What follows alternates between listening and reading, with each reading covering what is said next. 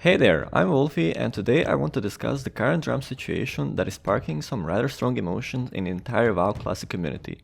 Please note that this video will mostly be an opinion video on the current state of drums and the expected rework, though I will include some general information about the drums for those of you who don't feel that knowledgeable about this part of TBC.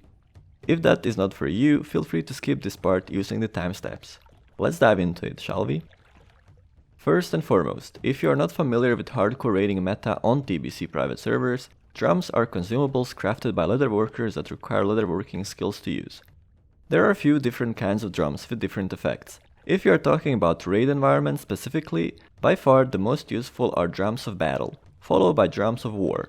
Some people call drums of battle bloodlust buff, but as a TBC nerd, I dare to disagree. Drums of battle are increasing characters' haste by flat 80 points, while bloodlust is increasing characters' casting speed by percentage, 30% to be exact. So the more haste you already have, the more beneficial bloodlust is for you. Drums were first introduced in patch 2.0.1 back in 2007. And back then, they were way different than as we know them today, as most TBC private servers work on 2.4.3 content patch.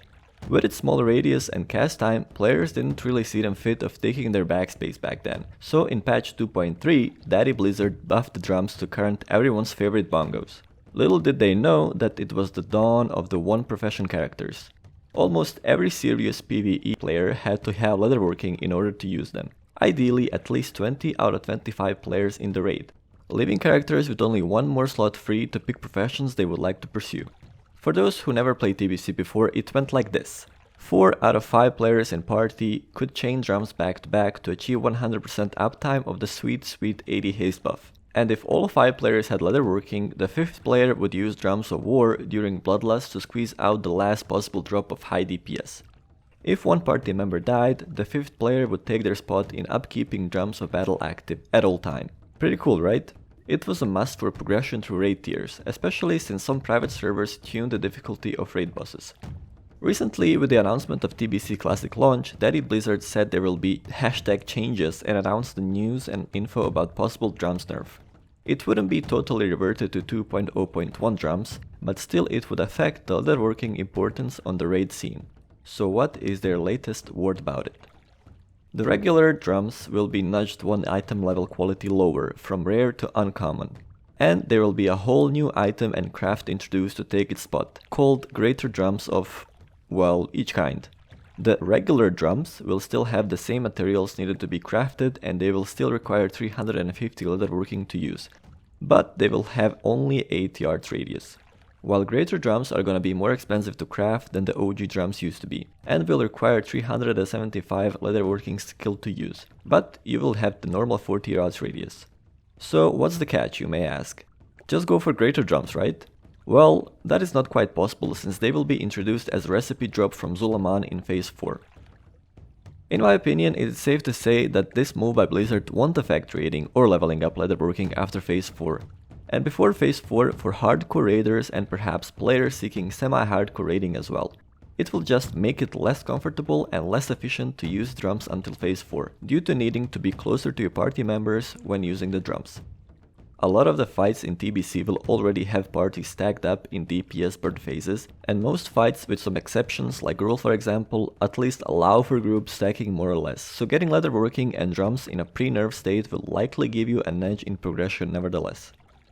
From top of my head, I can mention only 3 or 4 boss fights where parties will not be or shouldn't be stacking, which is a very low number. Or in a worst case scenario, since 8 yard is not that low of a range, drums will reach at least 3 out of 5 party members if planned properly.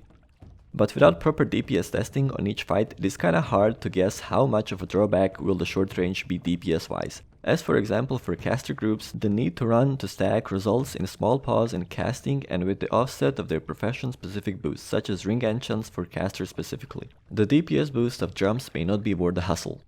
So at the end of the day, it's probably gonna be up to guild leaderships if they will require their raiders to suck it up and do the leatherworking despite the nerf or not. The choice is no longer as clear cut until Phase 4 as it was. Even while making this video, I had a heated discussion with my wife about the viability of the nerf drums.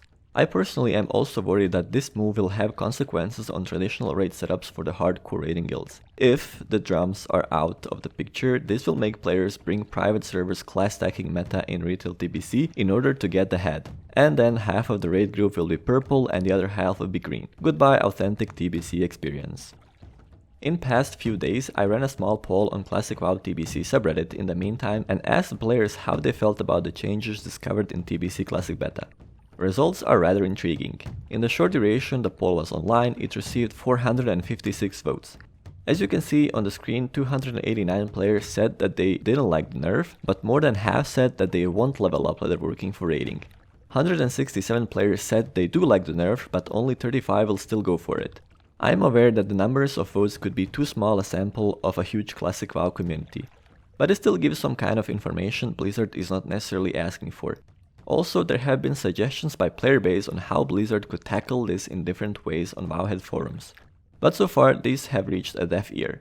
One I personally liked is the tinnitus effect. After banging the drums, it will leave a debuff restricting players from receiving another drum buff in a set amount of time. It can restrict the amount of leatherworkers per raid, but it can still force leatherworking on pod classes who don't have any other use of it than drums. Another suggestion was that drums become raid-wide buff, which would require only 4 people to have leatherworking, thus fixing the problem. You can argue that this one is even better, as 4 characters who will have leatherworking will be those who actually need it for gear. And as the last suggestion listed is making the drums not require a certain amount of skill points to use. This way, drums will be used raid-wide as consumables without having leatherworking maxed out. This one might not be as good as the previous one, since it could have permanent effects on many other aspects of the game. Anyway, I want to remind you all that the absolute decision is yet to be made by Blizzard about the fate of the drums and relevance of leatherworking among the raiders. This was my POV on it, and I ask you to tell me yours down in the comments, or leave your suggestion how you think this could be handled. While down there, please like and bang the drums of subscription. Have a great day and I'll see you in the next video. Bye bye!